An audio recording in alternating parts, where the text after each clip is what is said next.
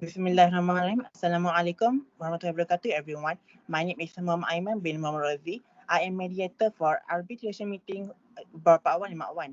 As we all notice, Part 1 and Part 1 are husband and wife. And we do this arbitration meeting to discuss and get a solution whether Part 1 liable or not liable for all purchases that Part 1 had. So without wasting any time, we we start with situation 1 with representative of Part 1. Hi and Assalamualaikum. My name is Abdul Hakim bin Abdul Ghafur. My metric number is 08 DPM 19F2039. I am representing Marwan for today arbitration meeting. So the issue is on March, Marwan bought a handphone of RM 5,000 using the credit card. Once learned about the purchase, Part 1 refused to pay the price. Marwan insisted Part 1 to pay as she contended that handphone is an essential gadget nowadays. Okay, the general presumption when a husband and wife live together, the wife has authority to pledge her husband credit for necessary suited to their style of living. Implicitly, with wife is an agent to the husband. Buying handphone worth of RM 5,000 is a reasonable buy in today's era. The phone is an essential gadget to Marwan for her daily use. Indeed, Marwan has authority to pledge her husband credit for necessaries suited to their lifestyle of living. As in the case of Miss Gray, Limited and CatCard 1922 38 TLR 562, the husband provide the wife €960 as a allowance, whereas Part 1 does not provide Part 1 allowance for her own expenses.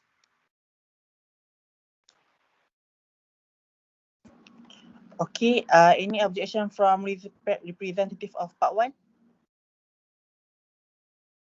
Yes, okay. So, hi, I am Nur Putri Nabihah binti Muhammad Tazah. My metric number is 08 DPM 19F2025 and I am representing Part 1. So, on this case, just as mentioned by Akil for general presumption,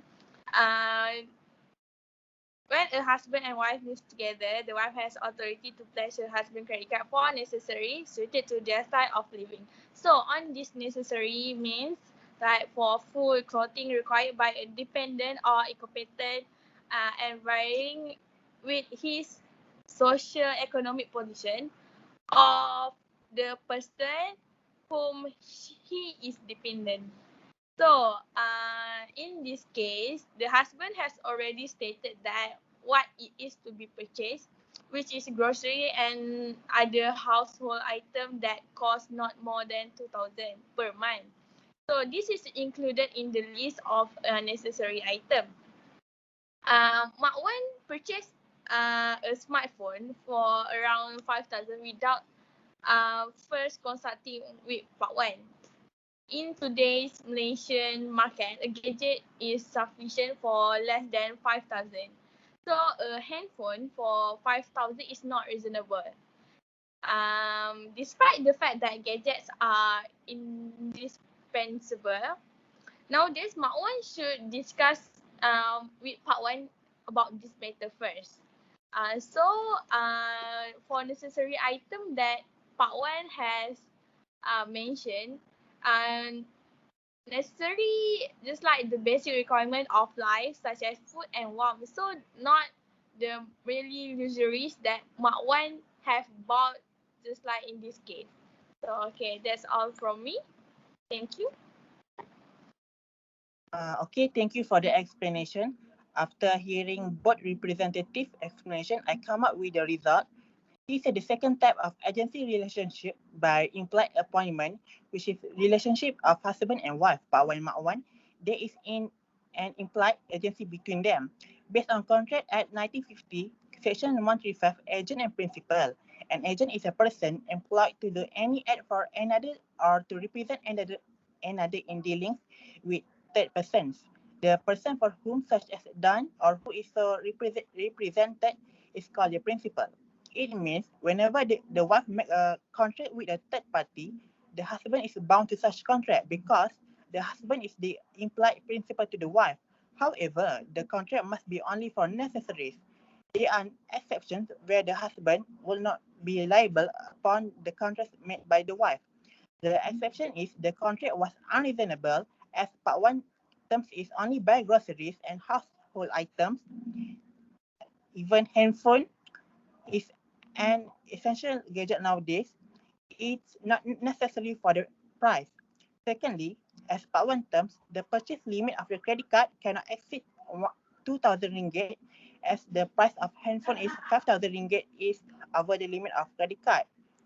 So in this situation, part 1 is not liable of this contract. So any objection? No. sir. Okay. Then we proceed with next situation. With situation 2, we start with representative of Mak Wan. Okay, my name is Muhammad Syafwan bin Muhammad Fadil. My matrix number is 08DPNY9F 2037 and I am representative for Mak Wan today. Mak Wan is a diabetic patient, both some medicine and health supplement for 1,000 ringgit when approached by a sales girl at one of pharmacy. Mak Wan action of buying 1,000 ringgit of medicines from a pharmacy when approached by a sales girl who have tremendous knowledge regarding the right medicines to control her sugar level. It seems 1,000 ringgit is a good buy to control her disease. Next, Mak Wan buying a handbag for 500 ringgit as mentioned by my learned friend Akil. Part 1 only accommodate many for groceries and other household item and no allowance for her own use which suit their style of living. So any objection from representative Pak Wan? Assalamualaikum. My name is Melissa Shahira binti Zainal. I'm here to represent Part 1. As Shafa mentioned earlier, on April, Mak Wan bought RM1000 medicine and health supplement without her husband knowing just because she was approached by a sales girl in a pharmacy. She shouldn't trust the medicine that's suggested by the sales girls. In fact, she must consult a doctor to prescribe a suitable medicine for her disease. Mak Wan should communicate with Part 1 before make a purchase to get approval even though she is a diabetic patient. Also, she also buy a new handbag price RM500 which is a luxurious item and not acceptable. This is because Part 1 clearly told Mak Wan to not buy unnecessary things. He also mentioned to spend money wisely and not to spend on luxurious items. In this case, Part 1 gave his credit card to Mak Wan to only shop for groceries and other household things. The purchase must not exceed RM2,000. So I think Mak Wan should not use Part 1's card credits as she likes. Thank you. That's all explanation from me. Okay, thank you for the explanation.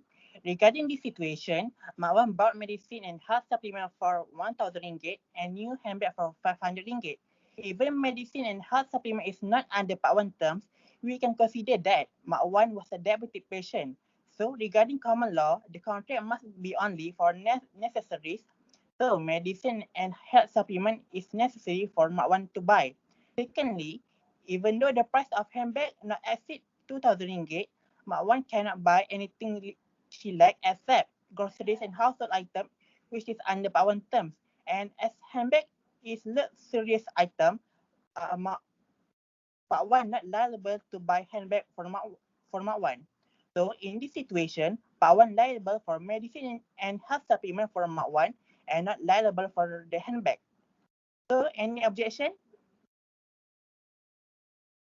No, sir. So if no any objection, we can conclude that Part 1 No, is only sir. liable for medicine and health supplement and not liable for the handphone and handbag. Okay, I think that's all. Thank you for the cooperation and commitment. We can dismiss. Thank you. Thank you, sir. Sir.